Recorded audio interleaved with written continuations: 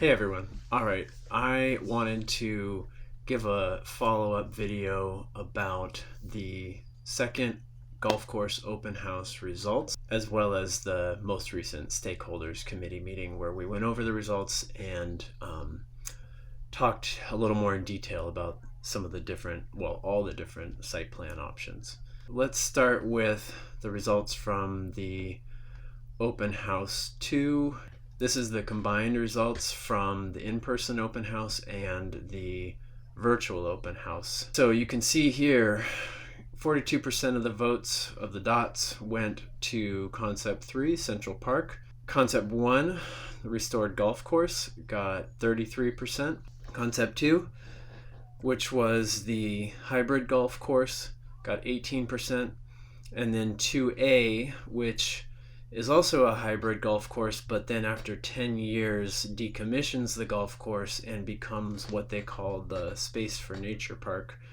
That got just 7%. So you can see, if you combine the two choices that ultimately get rid of the golf course, and you combine the two choices that keep the golf course, you have almost exactly a 50-50 split. You can see also, obviously, that the Central Park and the restored golf got the lion's share of the votes. This isn't surprising to me because, well, the open house itself felt very polarized. It's disappointing because I think there are a lot of people out there who are open to compromise, but unfortunately, I think the process, especially this second open house where there was a lot of strong opinions expressed toward the poles of the spectrum of ideas here, possibly that polarized people in their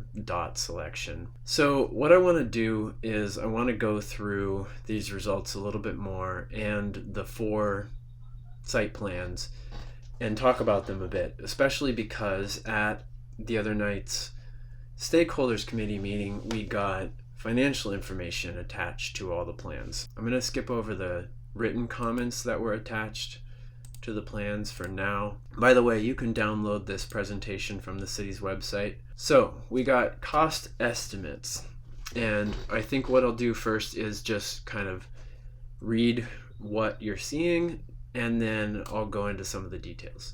So this is Concept 1, the restored golf course. These improvements are based on the different analyses that have been conducted of the Port Townsend golf course and what it would need to attract more golfers and become more financially sustainable. So you can see it's broken out into 2 phases, years 1 through 5 and 5 through 10, and that should probably say 6 through 10. Phase 1 includes improved irrigation, new maintenance equipment, leveling and grading, tree trimming, and stump removal for a total of $419,000. It was explained at the meeting that $419,000, that would be cost to the city, unless of course the Players Club is going to raise some of that money, but that improving this golf course is not something that would be eligible for any kind of state grants.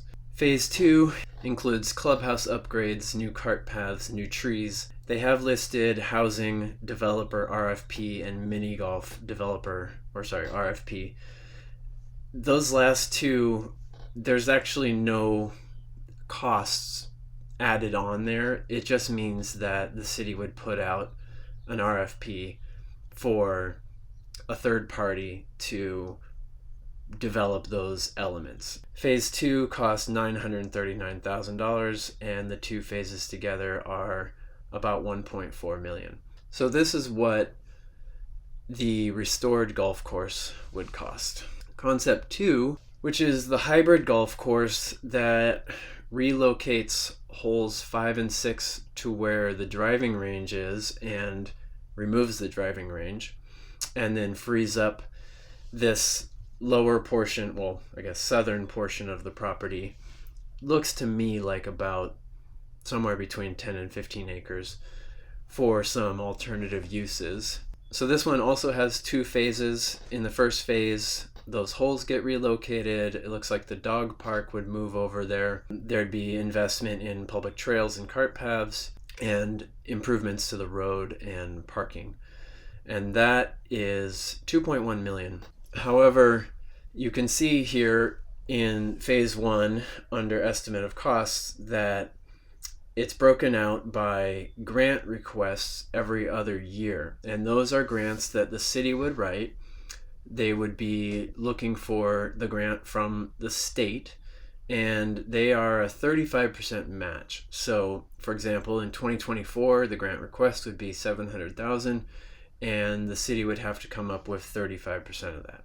And then they would continue making these improvements in phases as they get grants every other year. So the total to the city is not the 2.1 million for phase 1, it's 35% of that. And then in phase 2, you can see the addition of the boardwalk. There's some question about whether that's actually a good idea, and so that project may get scaled back. The housing RFP, community garden, Mountain View Plaza, pickleball and splash pad, rebuild pool and parking, that's Mountain View campus specific. So I'm not sure actually what that line item means exactly. But then there's also disc golf, futsal, and mini golf. I don't know if the particular of those 3 have been decided yet. But anyway, you can see the total grant request would be 4.4 million. So the city would pay 35% of that over the course of 11 years. That money would come from the Public Infrastructure Fund, which is paid into by various different kinds of taxes. Now in Concept 2A, which builds on Concept 2, it's basically Concept 2 with more that changes after 10 years. And so you can see here, what they're calling phase 1 actually starts in year 10, and that's adding trails as well as flexible green space. The grant cycles and requests and percentage that the city pays is all the same as I mentioned previously. And then in phase 2, years 16 to 22, they would work on the parking lot, entry drive, lighting improvements, disc golf, futsal, mini golf, and those last 3 are RFP. So this one has a total price tag of 4.62 million. Again, only 35% of that would be paid by the city, and it would be on this grant cycle basis. One big assumption that was explained was that some percentage of the revegetation or restoring of the habitat in the different park options would be volunteer based. They didn't include costs for that in these, but at the stakeholders committee meeting, it was pointed out that there probably should be some costs added for that. At the least, there would need to be professional oversight and that sort of thing. And then the question of how much enthusiasm there is for that in the community to volunteer people's time to help with revegetation, restoration of habitat. It's an open question. I think there would be some, but I can't see into the future, so I don't know. But I'd like to believe that the addition of this new very large park in our city would be exciting to people, and that a number of people would be willing to come out and help out with that. Concept 3, Central Park, you'll remember that this received 42% of the dots at the last open house. This one closes the golf course right away and then has a very long time frame for adding in all these alternative uses, 21 years. It's kind of similar to the last option, the Space for Nature option, but it has this bike loop trail around the entire property. And then it also has some other amenities. So you have the walking trails, the bike trail, the boardwalk. Again, that is being discussed about how feasible or desirable that is. The housing, again, that's a developer RFP. There's this amphitheater down kind of where the bottom of the driving range is now. a community gathering space. Again, that's a developer RFP. So you got the community garden, a nature play area, active recreation. The every other year grant request is smaller because you don't have all the costs of improving the golf course and moving holes and such first. Instead, it just closes the golf course and immediately gets to work transitioning it into this park. The total grant request would be $5.25 million. Again, 35% of that actually is paid by the city. So now the question is, which of these plans is going to be further developed and presented at the next open house? I don't know the answer to that yet. There was kind of a go around at the stakeholders committee meeting last night about where we all stand at this point, and I'd say most of the stakeholders advocated for one of the hybrid options.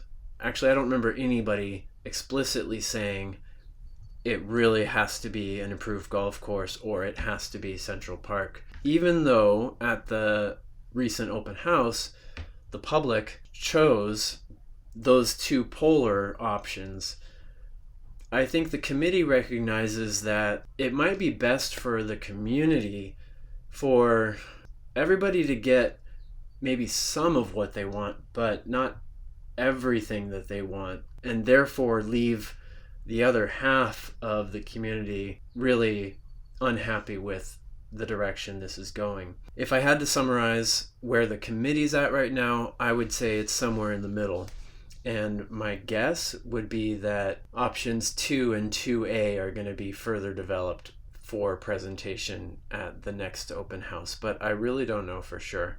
And the big piece of information that is outstanding at this point is the results of the online survey. We found out that earlier in the day on May 8th, there had been over 1,000 responses to the survey, but we didn't get any data yet about the direction that's headed. That will obviously influence which plan or plans get further developed and presented in the future. Feel free to comment, ask questions. I'm open to feedback here and happy to answer any questions anyone might have.